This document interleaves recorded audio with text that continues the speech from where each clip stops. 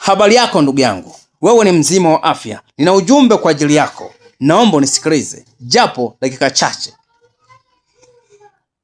Katika haya maisha, ili uishi na amani ya moyo, usiwe na shida, usiwe na changamoto ndani ya moyo wako, lazima uwe na silaha mbili kama daraja za kusafisha chuki zitakaloletwa ndani ya moyo wako na wanadamu wanaokuzunguka.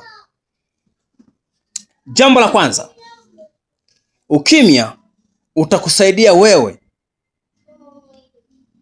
kuepukana na migogoro mbalimbali baina yako wewe na ndugu zako, baina yako wewe na marafiki zako, baina yako wewe na jamii inayokuzunguka.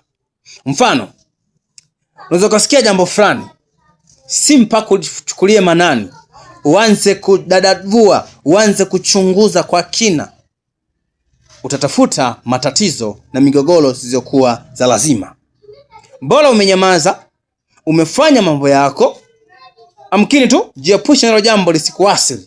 Usifuatilie sana, usiwe mchunguzi sana.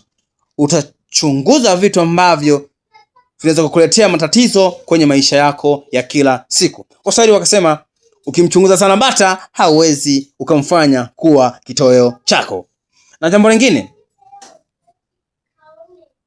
tabasamu lako, smile yako itasababisha utatue matatizo bila mvutano wa pande mbili, baina yako wewe na ndugu zako, baina yako wewe na marafiki zako, baina yako wewe na jamii inayokuzunguka.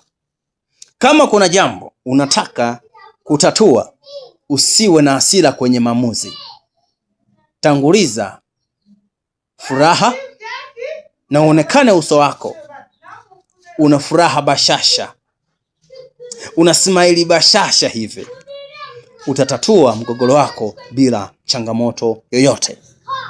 Yaani utasolve matatizo yako bila mgogoro wowote. Kila mtu atafurahia maamuzi yako. Mfano, kuna changamoto, mtu anaweza kukutukana au kuambia maneno mabaya. Usiende kwa hasira kwenda kutaka suluhu ukiwa na hasira. Taka suluhu ukiwa na furaha, huko unacheka.